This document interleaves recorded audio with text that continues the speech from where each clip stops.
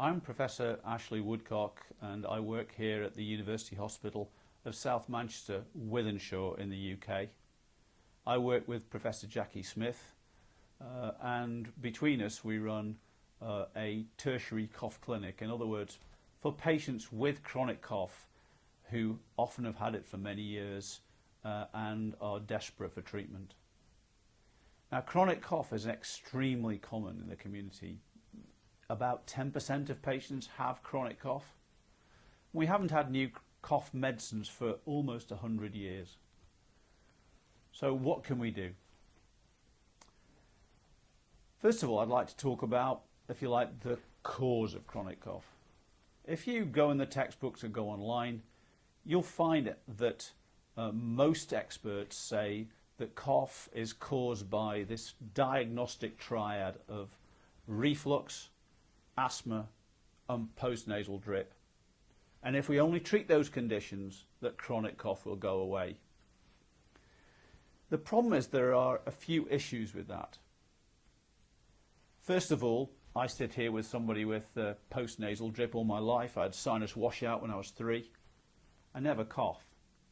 Now if I took you along to the postnasal drip clinic or the asthma clinic or the reflux clinic, there would be few patients who are coughing, especially as badly as a patient with chronic cough. So there we are. The first problem is that most patients with those causes of cough don't actually cough. The second thing is that we often see patients with chronic cough with those 3 conditions. If we treat those conditions, sometimes the cough will go away, but more frequently it improves but doesn't go away completely. And then thirdly, we find many patients who we investigate for those conditions with chronic cough who don't seem to have those conditions. So why would that be? I think it's primarily because cough is a disorder of the cough reflex. It's too responsive. What do I mean by that? So the cough reflex starts inside your lungs. There are nerves in the tubes, in the throat, in the larynx and in the lungs, which are there to detect, if you like, to be defensive. They're there to, if you inhale a peanut, to get it out quick, or if you have a big blob of sputum, to clear your airways, to detect and clear it. So it's meant to be a defensive reflex. The problem in patients with chronic cough, particularly, is that it becomes offensive. It triggers cough when probably cough doesn't need to occur. So what do we do when we see a patient with chronic cough? Well, the first thing to do is to think about common conditions that might cause cough. So in respiratory medicine, these are often respiratory conditions. There are primary conditions of the lungs, lung fibrosis, or chronic lung damage in which people produce sputum, in which these conditions are usually fairly obvious. Sometimes we need to do x-rays, some lung function tests, and perhaps a lung scan. So we exclude common respiratory conditions. We also need to just consider what we call red flag symptoms. So if you have a chronic cough and, for example, you cough up some blood, then obviously that's not straightforward chronic cough, and we need to treat that with some urgency and investigate with some urgency. But the patients we tend to end up with in our chronic cough clinic are patients who've had a cough for many, many years. They're more commonly female. It's particularly common in middle-aged women. It's distressing for those women because they have unstoppable bouts of coughing. Sometimes they retch. About 50% of patients have stress incontinence. So it's really quite a distressing condition to have for women. It's probably 70 to 80% female condition. So how do I think this works? I think patients with chronic cough have essentially a hyper-responsive cough reflex. I'd like to draw you an analogy, just as an example. So, I'm sure many of you will know patients who've had shingles. This is a rash, sometimes on the face, sometimes here, around the body. It's caused by herpes zoster, the chickenpox virus. What happens is you get the rash, and when the rash settles, if you're unlucky, you might end up with pain. This is post-herpetic neuralgic pain. Now, this is all healed up. There's no obvious damage here. But patients with post-herpetic neuralgia will tell you that they can't bear their clothes on their skin. Their skin feels like it's raw, on fire, hot, burning. That's post-herpetic neuralgia. Very distressing, hard to treat. Now, the receptors in the skin here that do post-herpetic neuralgia, there's a virus, by the way, that triggers that change, permanent change. It turns out the receptors in the skin are very similar to the receptors in your airways, but here they do an urge to cough, often located in the throat. There's a sensation of an itch, if you like, in the throat, and triggers cough. So what we think is that the nerves in the airways and maybe the pathways into the brainstem where the cough center is are too sensitive. If you have a sensitized cough reflex like this, where the nerves are too sensitive, then if you have those triggers, those diagnostic triggers of reflux, asthma and postnasal drip, those are the internal things, if you like. Or if you go out on a cold morning, or you're exposed to some chemicals, then those extrinsic environmental factors will also trigger cough. Why do I think this is true? We have recent data on a new class of drugs called P2X3 antagonists. This is reported by Professor Smith in Manchester, in the Lancet, within the last year. And that paper shows that this sort of treatment, which changes the sensitivity of the nerves in the airways, can stop people coughing. These drugs are under development now. We still are assessing the risk and benefit and the safety of those treatments, but this new class of drugs does bring long-term hope for treatment of patients with these conditions. So what do we do with patients who come along?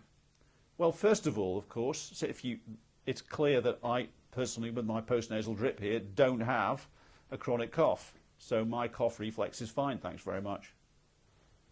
But patients who come along with chronic cough, we always investigate first for those internal triggers. So have they got asthma? Has it been properly treated? Do they have postnasal drip? Has it been properly treated? Do they have reflux? Has it been properly treated? Now, reflux itself is quite interesting, but it's because it's clear that patients with chronic cough do not have more reflux disease, by that I mean heartburn and so on, than do patients who do not, normal people that do not have chronic cough. The difference is that in patients with chronic cough, two things happen. So firstly, patients with chronic cough, when they cough, they can induce reflux. May not be symptomatic, but you can see it if you put a probe down and measure it. And secondly, if patients with chronic cough have what's called physiological reflux, we all have a cup of tea, eat some food, we'll get a little reflux into the gullet, which may not cause any symptoms. But when that reflux occurs, in about half of patients, they'll cough shortly thereafter. And that's probably because there's a reflex between the bottom of the gullet and the airway nerves. People aren't aspirating. In other words, esophageal contents are not going up and dropping back down into the lungs. That's quite clear for most patients. So we investigate patients for those 3 trigger conditions, and if they do have them, of course we treat them pretty aggressively. And we give all patients a trial of high dose reflux treatment, whether they have symptoms of reflux or not. And some patients do benefit significantly, but very often we're left with patients with chronic cough. So now we get to the position where we have patients still symptomatic with chronic cough, sometimes desperate to get treatment, these prolonged bouts of cough, all the associated symptoms, they crack their ribs, they vomit, they wet. How do we manage those patients? We investigate them to make sure even more that there is no disorder of the airways, so we'll put a bronchoscope down under sedation and look inside the airways. And in a very few patients we do find abnormalities. We do high resolution CT scans, bacon slicer x-rays effectively, to determine whether there's small triggers. But in general the things we find here are still, if there are abnormalities there, they're still triggering a sensitized cough reflex. This is primarily a disorder of the reflex. It's a neurological condition, if you like. Currently, we do not have effective antitussive drugs. All the cough bottles that you see have been marketed for the last goodness knows how many years, make very little impact on cough. Very occasionally, patients do well with something like a Fisherman's Friends before, or one of the other cough medicines that you can see before they go to a concert, for example, or to the theatre, but most people cough in spite of that. We don't have any peripherally acting agents at the moment, but they, I'm sure, will be coming. We're left with really 2 classes of treatment, both of which have been around for a long time. The first treatment we try is tiny doses of morphine, a slow-release tablet. So what I tell patients is that, you know, if you had a bad pain, I'd have to give you 50 or 100 milligrams of morphine. We give these patients 5 milligrams of morphine. And in about a half of patients, there's either a complete response or at least a significant benefit for patients. Usually there's little in the way of side effects except for perhaps some constipation. A few patients get dizzy. The dose does not need to increase, and in some patients we continue to use this treatment for a prolonged period with apparent safety. We've been following them now for some years.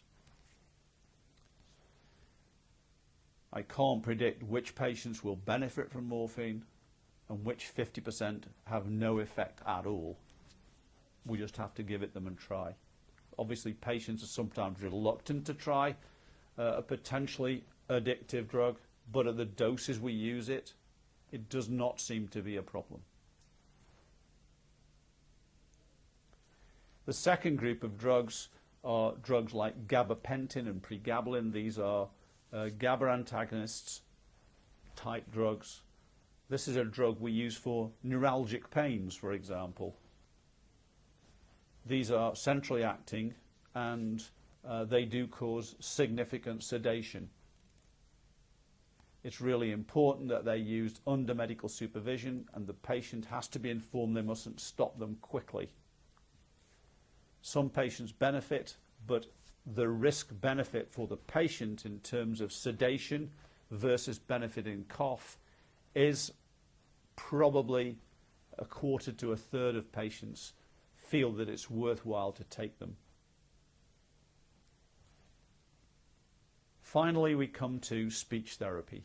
For those patients that don't respond to drug treatments, we send them along to our speech therapy colleagues. This requires really expert and experienced speech therapy support.